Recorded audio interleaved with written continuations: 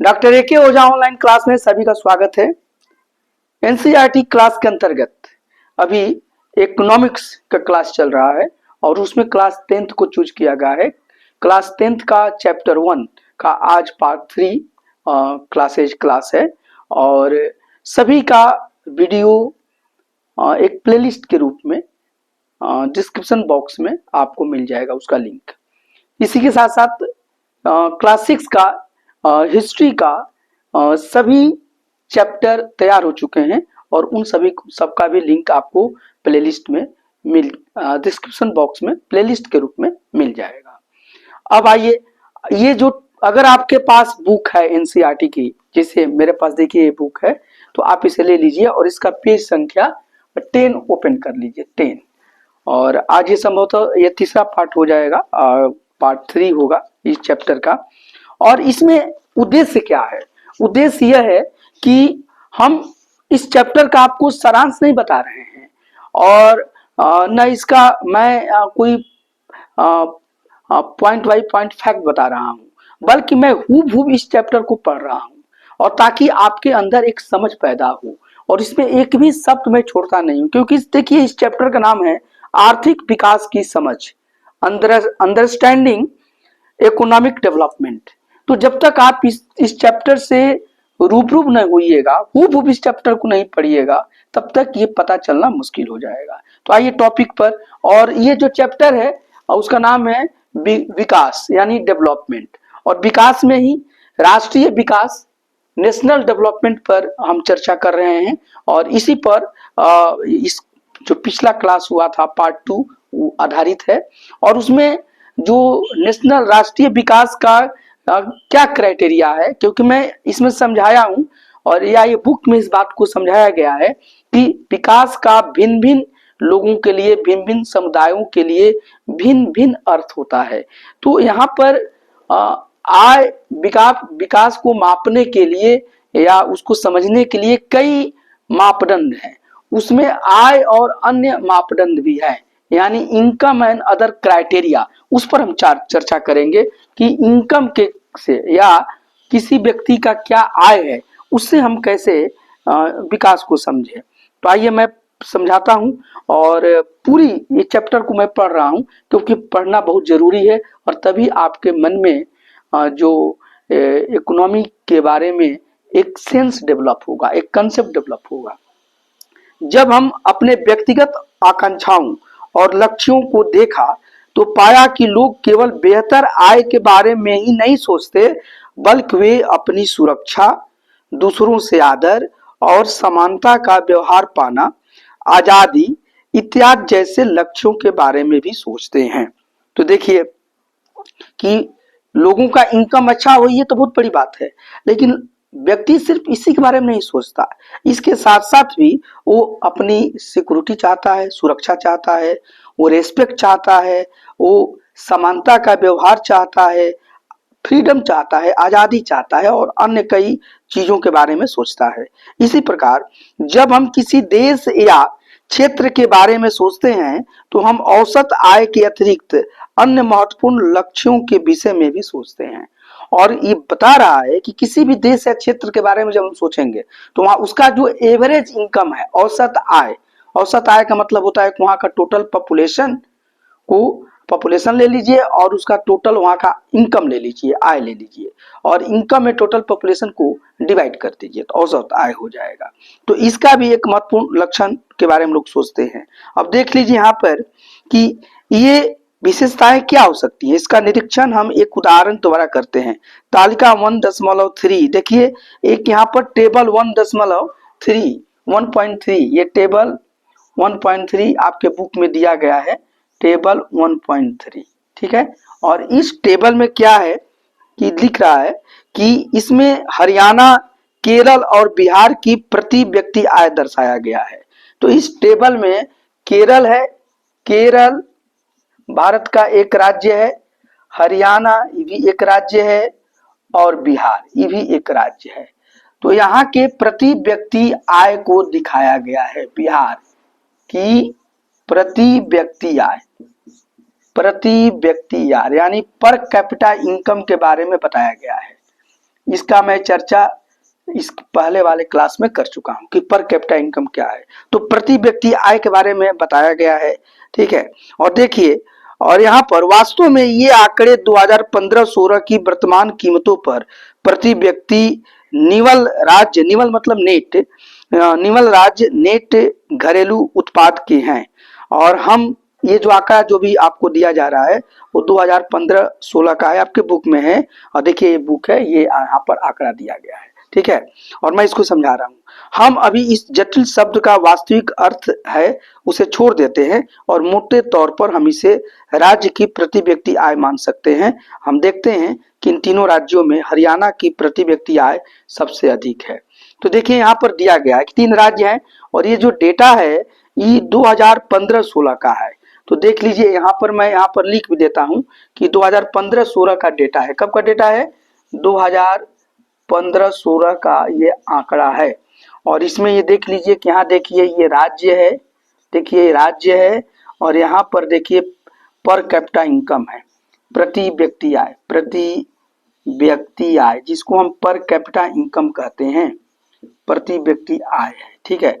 Per capita income लिख देते हैं, per capita income, per capita income है, ठीक है। और बस यहाँ पर छोटा सा इसलिए मैं यहाँ पर लिख दे रहा हूँ। देखिए यहाँ हरियाणा लिखिए, हरियाणा का जो पर कैपिटा इनकम है वो देखिए ये रुपयों में दिया गया है।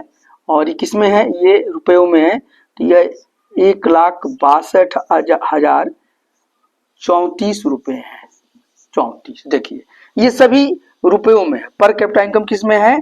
देखिए रुपयों में, रुपयों में मैं यहाँ पर लिख दिया हूँ रुपयों में। तो इतना रुपया है, 1,62,034 रुपया है। और केरल का देखिए, केरल का जो है पर कैपिटा इनकम है वह है 1,40,190 रुपये, ठीक है। और बिहार का देख लीजिए, बिहार का क्या है? तो ये देखिए 31, मात्र 31,454 रुपये, ठीक है। तो ये देखिए ये टेबल 1.3 में 3 राज्य हैं, केरल है, हरियाणा है और बिहार है। तीनों भारत के राज्य हैं और इसका पर कैपिटा इनकम लिखा गया है, यह रुपयों में लिखा गया है। और 2015-16 का डेटा है। इसमें हरियाणा का जो एक व्यक्ति का जो पर कैपिटा इनकम है वो 1,62,034 रुपए है। केरल का 1,40,190 रुपए है।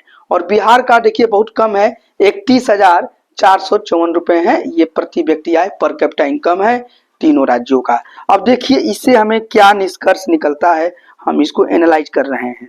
तो इसमें आप देखिए कि यहाँ पर आप देख रहे हैं कि इन तीनों राज्यों में हरियाणा की प्रति व्यक्ति आय सबसे अधिक है। देख रहे हैं ना, ये हरियाणा है, इसका प्रति व्यक्ति आय देख लीजिए 1,62,064 रुपया है। तो ये सबसे ज्यादा प्रति व्यक्ति आय है हरियाणा की। और साथ ही साथ देख लीजिए बिहार सबसे पीछे है, देख रहे हैं, ये बिहार जो है ये सबसे पीछे है, हरियाणा सबसे आगे है, ये तो आप देख ही रहे हैं। और बीच में ये केरल है। इसी के साथ साथ आप देख लीजिए कि यहाँ पर इसलिए अगर विकास को मापने के लिए प्रति व्यक्ति आय का प्रयोग किया जाए तो इन तीनों राज्यों में हरियाणा सबसे अधिक और बिहार सबसे कम विकसित राज्य माना जाएगा। तो सिर्फ हम पर कैपिटा इनकम के आधार पर ही इसको विकास का तुलना करें तो लगेगा कि हरियाणा सबसे विकसित है और बिहार क्या है? सबसे पिछड़ा हुआ राज्य है। और इसके साथ अब हम इन तीनों राज्यों के कुछ और आंकड़ों पर नजर डालते हैं जो टेबल 1.4 में दिया गया है। और 1.4 में एक और टेबल दिया गया है, तो उस पर भी हम यहाँ पर नजर डालते हैं, ठीक है। तो देखिए वो आपको मैं यहाँ पर समझाने का प्रयास कर रहा हूँ। आप लोग इसे नोट कर लिए हैं ना? इसे नोट कर लीजिए। अब मैं इसे मिटा रहा हूँ, ठीक है। इसको देखिए मैं मिटा रहा हूँ। अब देखिए आइए ये मिटा देता हूँ, देखिए। और कुछ इसमें कुछ और डेटाज हैं उसमें, उन डेटाज को मैं यहाँ पर लिख रहा हूँ और थोड़ा उसको आप एनालाइज कीजिए, बिल्कुल समझ में आ जाएगा, आसान है। एक है शिशु मृत्यु दर, देखिए एक है शिशु मृत्यु दर, और मैं बताऊंगा शिशु मृत्यु दर क्या है। और देखिए सब ये आंकड़ा जो है ये 2016 का है, यहाँ पर जो दिया गया है ये आंकड़ा कब का है, 2016 का है आंकड़ा जो दिया गया है। और इसी तरह से देख लीजिए कि साक्षरता यानी लिटरेसी रेट, साक्षरता दर, ठीक है। और ये जो साक्षरता दर है ये 2011 का है, 2011 का है। और इसी तरह से आप देख लीजिए कि निवल उपस्थिति अनुपात, निवल उपस्थिति अनुपात ये देख लीजिए, और ये 2013-14 का है, ये 2013-14 का है। और मैं ये समझाऊंगा कि शिशु मृत्यु दर क्या है। और इसके साथ ही साथ देखिए हरियाणा का जो दिया गया है यह शिशु मृत्यु दर 33 है, 33, केरल का 10 है, और ये देख लीजिए बिहार का 38 है, 38। और इसी तरह से देख लीजिए कि जो लिटरेसी रेट है वह हरियाणा का देखिए 82 है, और केरल का देखिए 94 है, और बिहार का ये 62 है। बस ये समझने से आपको पता चल जाएगा। और देखिए निवल उपस्थिति अनुपात जो है वह देख लीजिए कि हरियाणा का यहाँ पर देख लीजिए कि ये 61 है, और केरल का देखिए 83 है, बिहार का 43। समझ रहे हैं, ये देख लीजिए, ये समझिए यहाँ पर कि शिशु मृत्यु दर पर पहले देख लीजिए। और शिशु मृत्यु दर होता क्या है कि प्रति 1000 व्यक्ति पर, अगर प्रति 1000 बच्चे यहाँ पर जन्म ले रहे हैं, यहाँ पर देखिए आगे बताया गया है कि शिशु मृत्यु दर क्या है कि किसी वर्ष में पैदा हुए 1000 जीवित बच्चों में से 1 वर्ष की आयु से पहले मर जाने वाले बच्चों का अनुपात, यही शिशु मृत्यु दर है। इसी को हम इन्फेंट मोर्टालिटी रेट कहते हैं। तो ये इन्फेंट मोर्टालिटी रेट यानी कि शिशु मृत्यु दर है कि अगर 1000 बच्चा जीवित बच्चा जन्म लिया और 1 साल एज पूरा होने के पहले ही उसमें से कितने बच्चे आपको देख रहा है कि कितने बच्चे पहले मर जाते हैं, तो जो मर जाते हैं वही शिशु मृत्यु दर कहा जाता है। कि 1000 बच्चा जीवित बच्चा जन्म लिया और वह बच्चा 1 साल की आयु भी पूरा नहीं कर पाया और मर गया, ठीक है, तो कितने बच्चे मरे, तो ये शिशु मृत्यु दर है। तो ये देखा गया कि हरियाणा में 33 बच्चे मर जा रहे हैं, 1000 जीवित बच्चे जन्म ले रहे हैं और 1000 आयु भी पूरा नहीं कर पाते हैं, और ये 33 बच्चे मर गए। केरल में मात्र 10 बच्चे मरते हैं, और बिहार में ये 38 बच्चे मर रहे हैं, 38 बच्चे। ये बात बहुत कुछ बता रहा है ये अंतर, तो इस पर मैं आपसे चर्चा करूंगा। और देखिए साक्षरता रेट क्या है, इसी को लिटरेसी रेट कहते हैं कि 7 वर्ष और उससे अधिक आयु के लोगों में साक्षर जनसंख्या का अनुपात। ये साक्षरता यही माना गया है कि 7 वर्ष या उससे अधिक आयु के जो लोग हैं वो कितने साक्षर है। साक्षर का मतलब है कि वो एक भाषा को कम से कम पढ़ सकें और लिख सकें और समझ सकें। एक भाषा को पढ़ने लिखने और समझने की जिसमें क्षमता हो वो लिटरेट कहा जाता है, साक्षर कहा जाता है। और ये 7 वर्ष या उससे ज्यादा उम्र के लोग के बारे में लागू होता है। और देखिए ये निवल उपस्थिति अनुपात जो है जिसे हम नेट अटेंडेंस रेट कहते हैं, यह है 14 तथा 15 वर्ष की आयु के स्कूल जाने वाले कुल बच्चों को उस आयु वर्ग के कुल बच्चों के साथ प्रतिशत। तो ये देख रहा है कि 14-15 वर्ष का जो बच्चा है, कुल बच्चा, तो उसमें उस एरिया में कुल कितने बच्चे हैं और उन बच्चों में से कितने बच्चे स्कूल जा रहे हैं, उनका क्या प्रतिशत है, तो यह भी देखा जाएगा।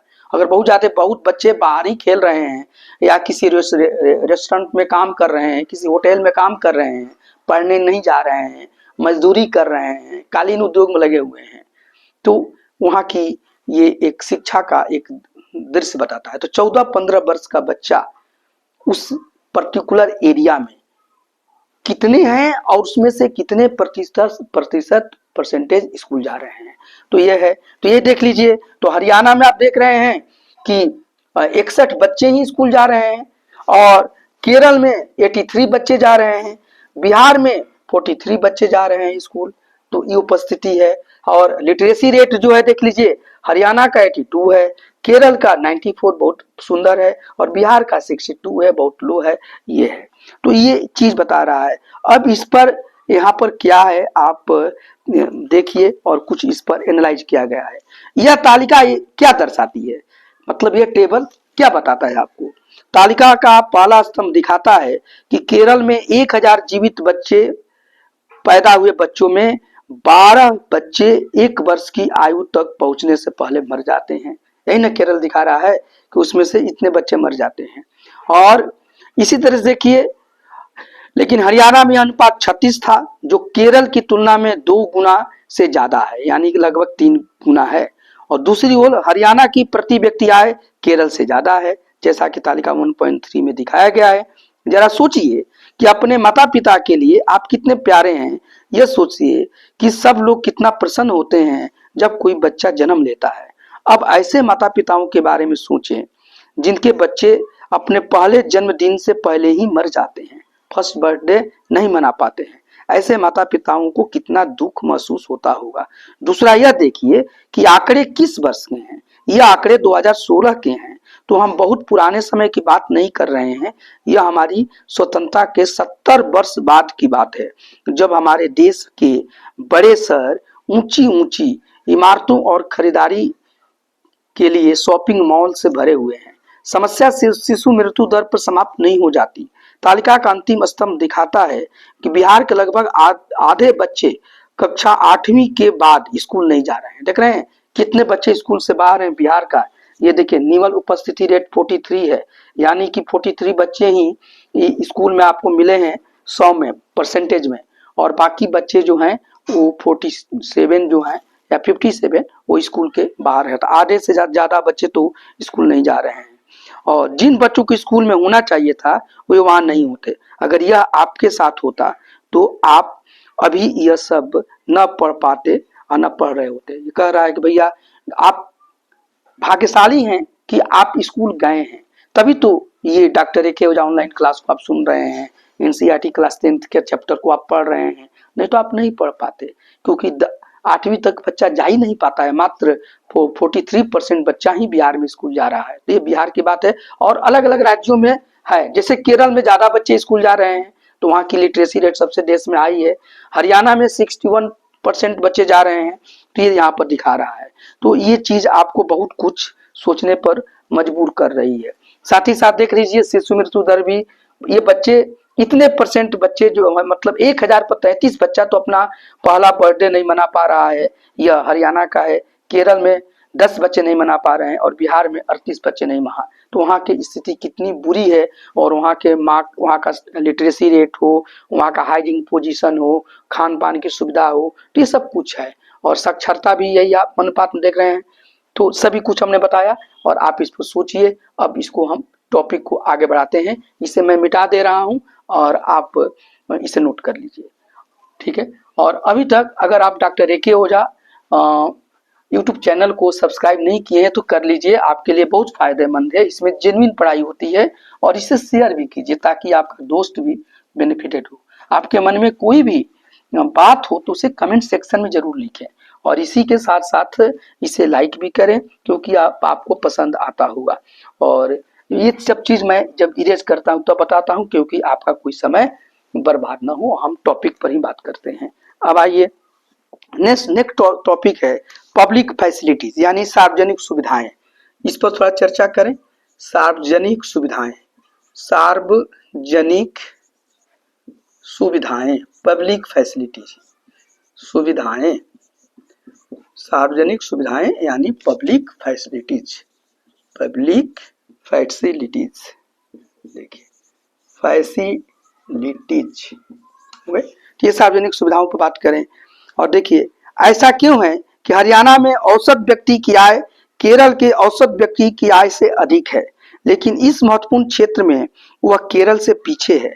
इसका कारण यह है कि आवश्यक नहीं है कि जेब में रखा रुपया वे सब वस्तुएं और सेवाएं खरीद सके जिनकी आपको एक बेहतर जीवन के लिए आवश्यकता हो सकती है।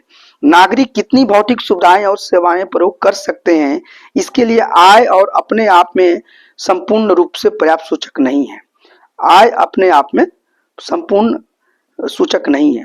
उदाहरण के लिए सामान्यतया आपका द्रव्य आपके लिए प्रदूषण मुक्त वातावरण नहीं खरीद सकता या बिना मिलावट की दवाएं आपको नहीं दिला सकता, जब तक आप ऐसे समुदाय में ही जाकर नहीं रहने लग जाते हैं जहां ये सुविधाएं पहले से उपलब्ध हैं। द्रव्य आपको संक्रामक बीमारियों से भी नहीं बचा सकता जब तक आपका पूरा समुदाय इनसे बचाव के लिए कदम नहीं उठाता।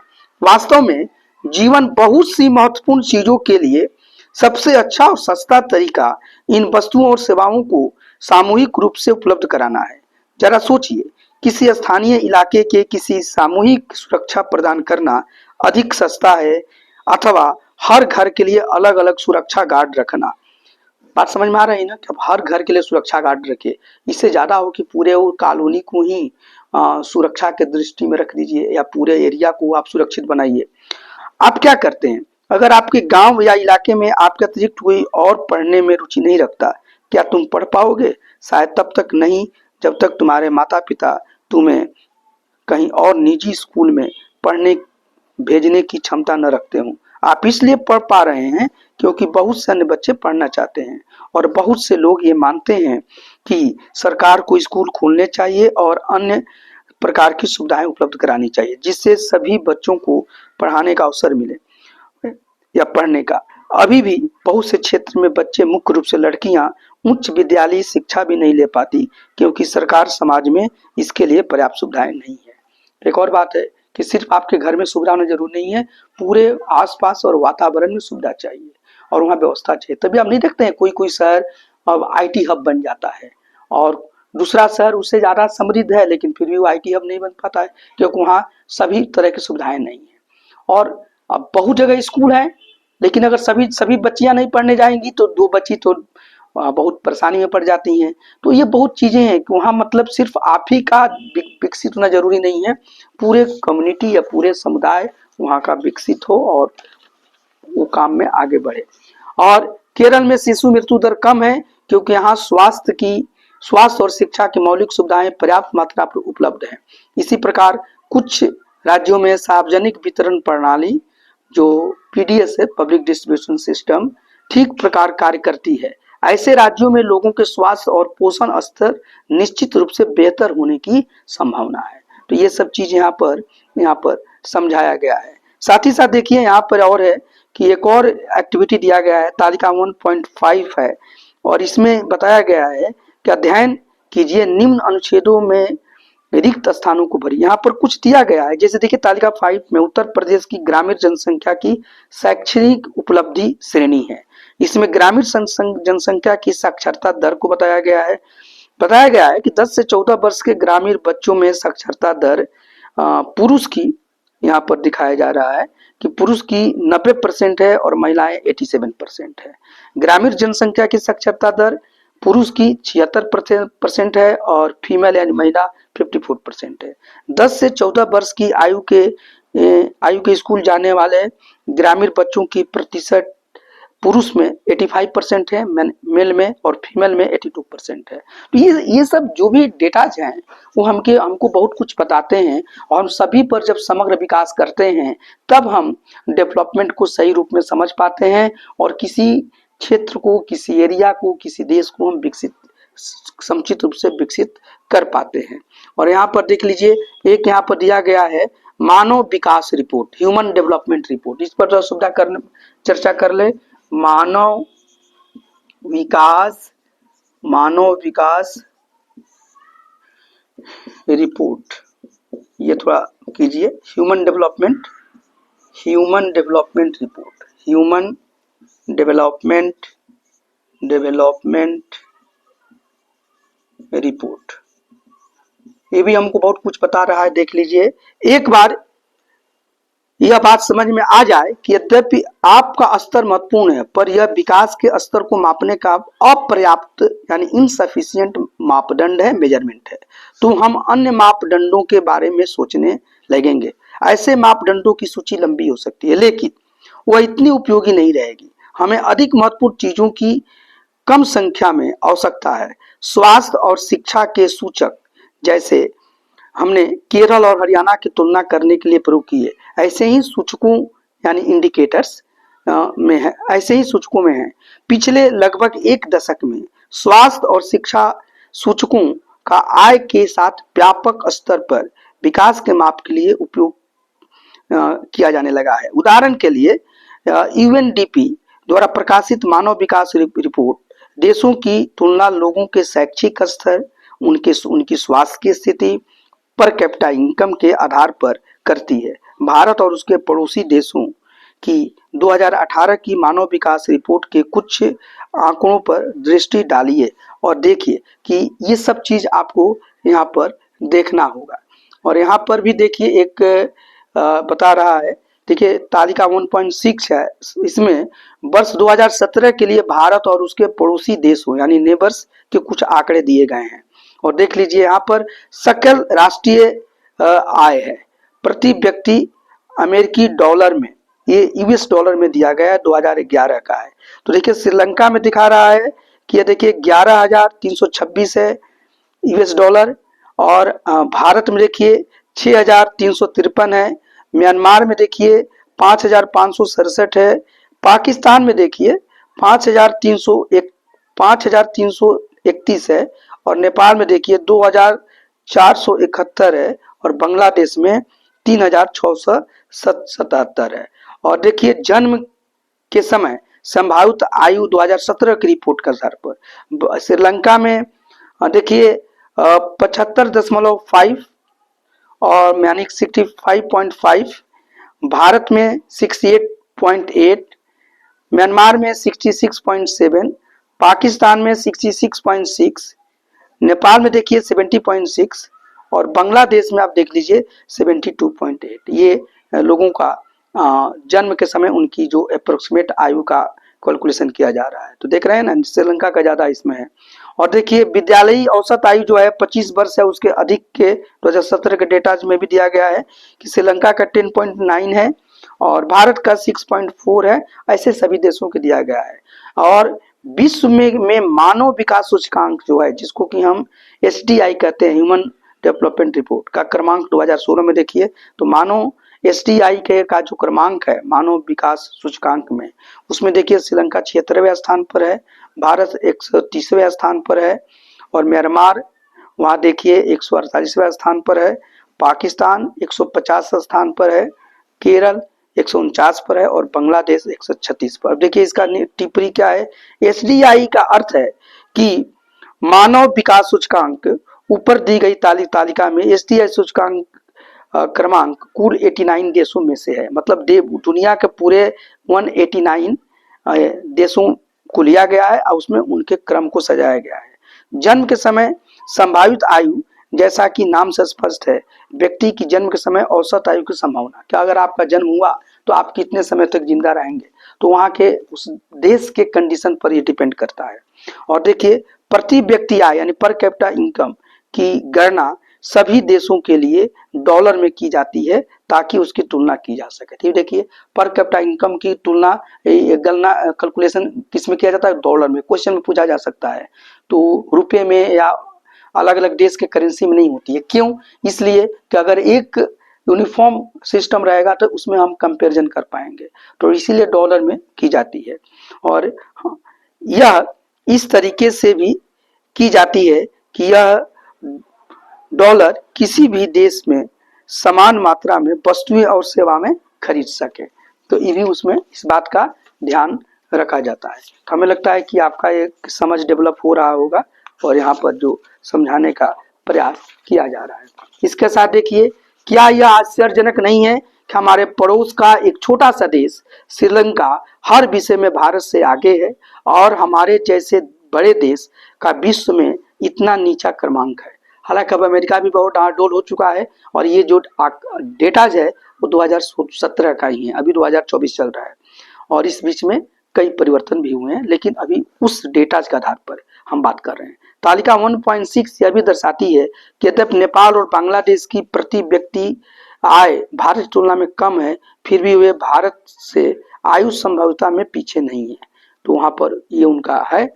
और एसडीआई के परिकलन के लिए बहुत से सुधारों का सुझाव दिया गया है। मानव विकास रिपोर्ट में बहुत से नए घटक जोड़े गए हैं, लेकिन मानव के विकास से पहले यह बात स्पष्ट कर दी गई है कि विकास महत्वपूर्ण है, एक देश के नागरिकों के साथ क्या हो रहा है, लोगों का स्वास्थ्य और उनका कल्याण सबसे अधिक जरूरी है। क्या आप सोचते हैं कि मानव विकास को मापने के लिए कुछ और पहलुओं पर विचार किया जाना चाहिए? तो ये एक बात है, और अब इसको आप इस नोट कर लीजिए, इसको मैं मिटा देता हूं और कुछ दूसरी बातें मैं यहाँ पर लिखता हूं, जो कि इस पर सोचना बहुत ही इम्पोर्टेंट है कि हम विकास विकास तो कर रहे हैं, कहीं वो विकास हमारे विनाश का कारण न बन जाए। तो यह देखिए यहाँ पर विकास की धारणीयता, ये बहुत इंपॉर्टेंट टॉपिक है। विकास की धारणीयता, धारणीयता का मतलब होता है सस्टेनेबिलिटी। तो धारणीयता देखिए यहाँ पर लिखिए,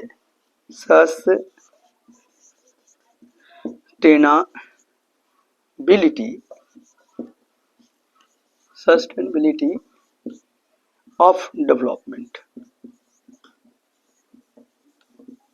क्योंकि विकास वही है कि उससे विकास हो, लेकिन किसी दूसरे का या किसी अन्य पक्ष पर उसका विनाशात्मक प्रभाव या डिस्ट्रक्टिव उसका इफेक्ट ना हो। तो ये देखना बहुत जरूरी है। अब देखिए, हम विकास को जिस तरह भी परिभाषित करें, अभी के लिए मान लें कि एक विशेष देश काफी विकसित है, हम निश्चित रूप से यह चाहेंगे कि विकास का यह स्तर और ऊंचा हो और कम से कम भावी पीढ़ी के लिए यह स्तर बना रहे। यह स्पष्ट रूप से वांछनीय है, लेकिन 20वीं सदी के उत्तरार्ध में बहुत से वैज्ञानिक यह चेतावनी देते आ रहे हैं कि विकास का वर्तमान प्रकार और स्तर धारणीय नहीं है, सस्टेनेबल नहीं है। और तो ये एक बहुत बड़ी बात है। देखिए यहाँ पर हमने विश्व को अपने पूर्वजों से उत्तराधिकार में प्राप्त नहीं किया है, हमने इसे अपने बच्चों से उधार लिया है। तो ये समझना है कि हम ऐसा डेवलपमेंट करें जो हमारे नेक्स्ट जनरेशन के लिए भी सूटेबल हो और उनके लिए वो सुविधाएं बची रहें। क्योंकि हम सिर्फ, अगर मनुष्य सिर्फ अपने तक सोचेगा तो वो जस्टिफाइड नहीं है, न्यायोचित नहीं है। उसे सोचना है कि उसकी जो अगली पीढ़ी है, उसका पुत्र है, उसका पुत्र का पुत्र, उसका जो नेक्स्ट जनरेशन आए, यहाँ पर भावी जो पीढ़ी आए, वो भी एक सुखद माहौल में जीने का आनंद ले सके। अब देखिए यहाँ पर हम ग्राउंड वाटर के बारे में बात करेंगे। भारत में भूमिगत जल, थोड़ा इस पर भी विचार कर लें। भारत में भूमिगत जल, इस वीडियो को आप एक दो बार सुनिए जरूर, तभी आपका समझ बनेगा। Ground water in India, ground water in India. तो भारत में जो ग्राउंड वाटर है उसमें देखिए, और हाल के प्रमाणों से पता चलता है कि देश के कई भागों में भूमिगत जल के अति उपयोग होने का गंभीर संकट है। 300 जिलों से सूचना मिली है कि वहां पिछले 20 सालों में पानी के स्तर में 4 मीटर से अधिक की गिरावट आ गई है। 4 मीटर से अधिक की गिरावट आ गई है, और ये बहुत बड़ी बात है। देश का लगभग 1/3 भाग भूमिगत जल भंडारों का अति उपयोग कर रहा है। मतलब हमारे देश में भारत का जो 1/3 भाग है, वो जो ग्राउंड वाटर है, जो भूमिगत जल है, उसका बहुत ज्यादा उपयोग कर रहा है। और यदि इस साधन के प्रयोग करने का वर्तमान तरीका जारी रहा तो अगले 25 वर्षों में देश का 60% भाग इस साधन का अति उपयोग कर रहा होगा। और अगर ऐसा ही हम लोग करते रह जाए ग्राउंड वाटर का, तो अगले 25 वर्ष में लगेगा कि 60% लोग अति उपयोग कर रहे हैं। भूमिगत जल का अति उपयोग विशेष रूप से पंजाब और पश्चिमी उत्तर प्रदेश के कृषि की दृष्टि से समृद्ध क्षेत्रों, मध्य और दक्षिण भारत के चट्टानी पठारी क्षेत्रों और कुछ तटवर्ती क्षेत्रों और तेजी से विकसित होती शहरी बस्तियों में पाया जाता है। ये लोग ज्यादा उपयोग, जो शहरी बस्तियां हैं, और देखिए पंजाब है, और दक्षिण भारत, मध्य और दक्षिण भारत है, और पश्चिमी आपका उत्तर प्रदेश है, ये लोग समृद्ध हैं और ये लोग उपयोग कर रहे हैं। और आंदोलन भी यही लोग करते हैं, ये देखिए सबसे बड़ी बात है। और चूंकि इनके पास साधन है, ये लोग लाठी ट्रैक्टर सब जुटा लेंगे, आंदोलन करेंगे, गरीब कहाँ से जा पाएगा।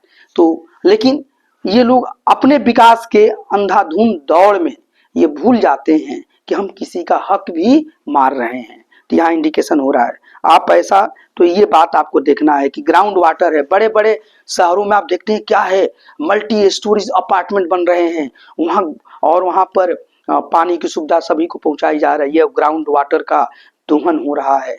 तो ये बहुत गंभीर प्रश्न कर रहा है। और इस तरीके से अब पहले हमारे देश में तालाब होते थे, कुआं होता था, और इससे जो ग्राउंड वाटर क्या होता था, उसका संरक्षण होता था। लेकिन जो हम लोग बड़े बड़े समरसेबल लगाकर और पानी का दोहन कर रहे हैं, तो कुछ लोगों की समृद्धि तो हो रही है, और लोग वो बहुत ज्यादा पानी को मिसयूज भी कर रहे हैं, ये भी देखने में आ रहा है। और तो ये बहुत एक भयावह दृष्टि है। भूमिगत जल नवीकरणीय साधन का उदाहरण है। फसल और पौधों की तरह इन साधनों की पुनः पूर्ति प्रकृति करती है, लेकिन यहाँ भी हम इन साधनों का अति उपयोग कर सकते हैं। उदाहरण के लिए भूमिगत जल का यदि बरसात द्वारा हो रही पुनः पूर्ति से अधिक प्रयोग करते हैं तो हम साधन का अति उपयोग कर रहे हैं। ये समझना है कि देखिए, जो जितना जल उपयोग करते हैं, अगर बारिश होती है तो फिर वो पूर्ति भी हो जाती है, क्योंकि पृथ्वी जो है एक छनना का काम, पानी फिल्टर करके अंदर चला जाता है। लेकिन ये देखना है कि जितनी बारिश हो रही है, अगर उससे ज्यादा हम जल का दोहन कर रहे हैं, तब यह हम अति उपयोग कर रहे हैं। गैर नवीनीकरण साधन वो हैं जो वर्षों से प्रयोग के पश्चात समाप्त हो जाते हैं।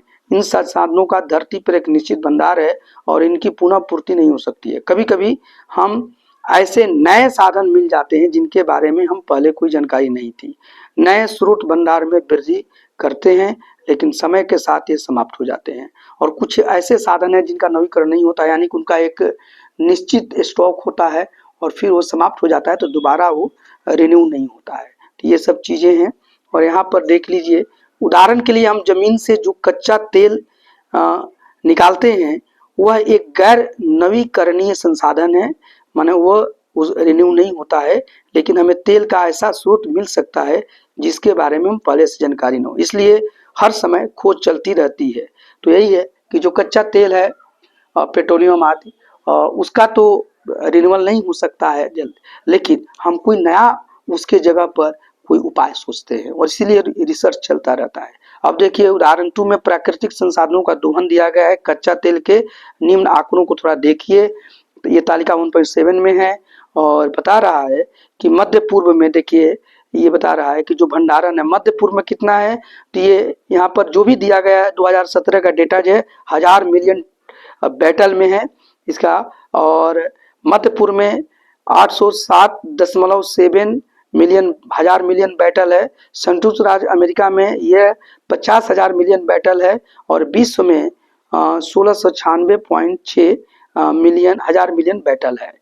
और भंडारों के चलने की अवधि जो है मध्य पूर्व में, यानी कि सेंट्रल ईस्ट में, यह 70 वर्षों तक चल सकता है। संयुक्त राज्य अमेरिका में 10 वर्षों तक चल सकता है, और विश्व में ये 50.2 वर्षों तक चल सकता है। तो देख रहे हैं, संयुक्त राज्य अमेरिका यूएसए का यह भंडार जो चलने की अवधि बहुत कम है, 10.5 वर्ष ही है। इसीलिए अमेरिका इतना हड़बड़ी में है, और हमेशा वो चाहता है कि जहां भी जो गल्फ देश है या जहां भी तेल का भंडार है, वहां पर वो अपना कैप्चर चाहता है, अपना आधिपत्य चाहता है। यही सब कारण है, ठीक है। और अब यहाँ पर देख लीजिए, यह तालिका कच्चे तेल के भंडारों के अनुमान को दर्शाती है। अधिक महत्वपूर्ण यह है कि यह बताती है कि यदि कच्चे तेल का प्रयोग वर्तमान दर पर चालू रहे तो यह भंडार कितने वर्ष चलेंगे। यह संपूर्ण विश्व के लिए है, किंतु अलग अलग देशों की अलग अलग स्थितियां हैं। यह भंडार केवल 50 वर्षों में समाप्त हो जाएंगे। भारत जैसे देश इसके आयात पर निर्भर है, जिसके पास तेल के पर्याप्त भंडार नहीं है। तेल की कीमतें बढ़ती हैं तो प्रत्येक पर भार पड़ता है। संयुक्त राज्य अमेरिका जैसे कुछ देश है जिनके पास भंडार तो कम है, लेकिन वे इसे सैन्य और आर्थिक शक्ति के द्वारा पाना चाहते हैं। विकास की धारणीयता का प्रश्न इसकी प्रकृति और प्रक्रिया के बारे में कई अन्य मूल नए विषय खड़े कर देता है।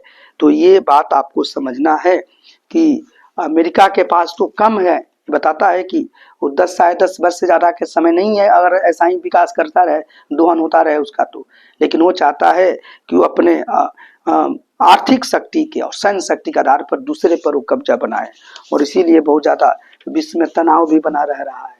तो इसका सबसे बेहतर उपाय है कि इसका कोई वैकल्पिक उपाय खोजा जाए।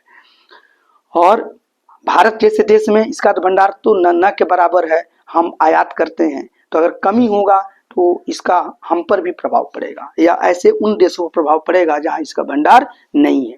अब देखिए, पर्यावरण में गिरावट के परिणाम राष्ट्रीय और राज्य सीमाओं का ख्याल नहीं करते। यह एक क्षेत्र या देशगत विषय नहीं रह गया है, हम सबका भविष्य परस्पर जुड़ा हुआ है।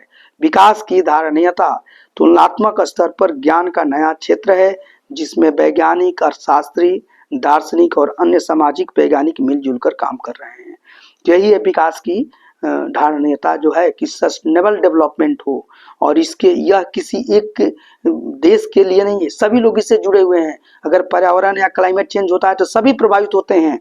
तो इसलिए सभी वैज्ञानिक, अर्थशास्त्री, इकोनॉमिक्स जो हैं, दार्शनिक, फिलोसफर हैं, और जो भी सामाजिक अन्य सामाजिक वैज्ञानिक सभी मिलजुल कर इस पर काम कर रहे हैं। विकास या प्रगति का प्रश्न हमेशा चलते रहने वाला प्रश्न है।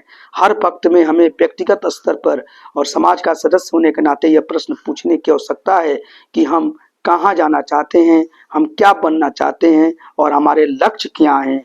इसलिए विकास पर बहस जारी है। तो बिल्कुल सही बात है कि यह जो विकास या प्रगति जो है, ये तो हमेशा चलते रहना चाहिए, ऐसा नहीं कि तुरंत जाके ये स्टॉप कर जाए। और हमें ये जरूर जानना होगा कि हम जो अभी विकास कर रहे हैं, क्या उसका दशा और दिशा सही है, डायरेक्शन सही है, और इसीलिए इस पर बहुत जरूरी है। क्या यह हमारी नेक्स्ट जनरेशन के लिए, भावी पीढ़ी के लिए यह सही है, और हम अपने भावी पीढ़ी को भी एक स्वस्थ वातावरण देकर जाएंगे, उसको भी इस पृथ्वी को जीने लायक छोड़ के जाएंगे। इसलिए इस पर हम सभी चर्चा करते रहते हैं, और इस बहस पर सभी को सोचना है, ये हमारा मानव धर्म है। तो ये आज का चैप्टर समाप्त हुआ, और इसके बाद से नेक्स्ट क्लास में चैप्टर 2 स्टार्ट होगा, और आप इसके साथ बने रहिए। इस क्लास की खूबसूरती यह है कि हम पूरे एनसीईआरटी किताब को, इसको हूबहू आपको समझाना चाहते हैं। ये नहीं कि इसके 10 पॉइंट लेकर आपको हमने एक्सप्लेन कर दिया, उससे आपको एक सही तरीके से बोध नहीं हो पाएगा और संतुष्टि नहीं होगा, क्योंकि इसका नाम है आर्थिक विकास की समझ, अंडरस्टैंडिंग इकोनॉमिक डेवलपमेंट। तो अंडरस्टैंडिंग के लिए हम इसको पढ़ें, तो इस वीडियो को आप बार बार देखिए, आपको जरूर समझ में आएगा। कोई भी समस्या हो तो कमेंट सेक्शन में डालिए, हम उसे जरूर सुनेंगे। बस आज इतना ही। आपका दिन शुभ हो। Thank you.